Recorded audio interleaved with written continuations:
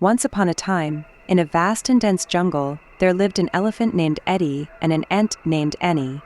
Despite their stark size difference, they were the best of friends. Eddy, the gentle giant, had a heart as big as his stature.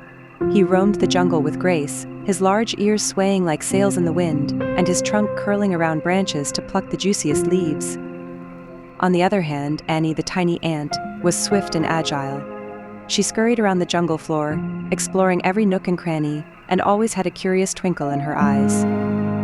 One sunny morning, as Eddy was leisurely strolling through the jungle, he stumbled upon a deep pit hidden beneath a thick layer of foliage.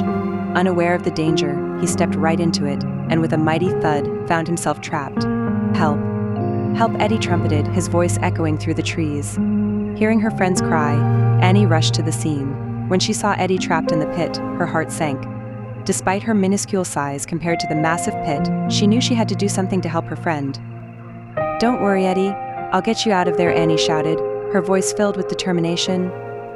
She scurried around, searching for a solution. Then, she spotted a long vine dangling. Eddy watched in amazement as Annie tied one end of the vine to a sturdy tree and the other end to a rock near the pit. With a clever plan in mind, Annie scurried down the vine and into the pit. "Eddy, grab onto the vine tightly," Annie instructed. Following her lead, Eddy wrapped his trunk around the vine. With a synchronized effort, Annie and Eddy pulled together. Inch by inch, Eddy began to rise out of the pit. The jungle erupted into cheers as Eddy emerged from the pit, safe and sound.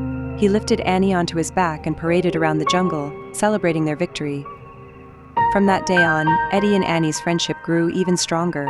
They roamed the jungle together, facing every challenge as a team, proving that size truly doesn't matter when it comes to friendship and courage.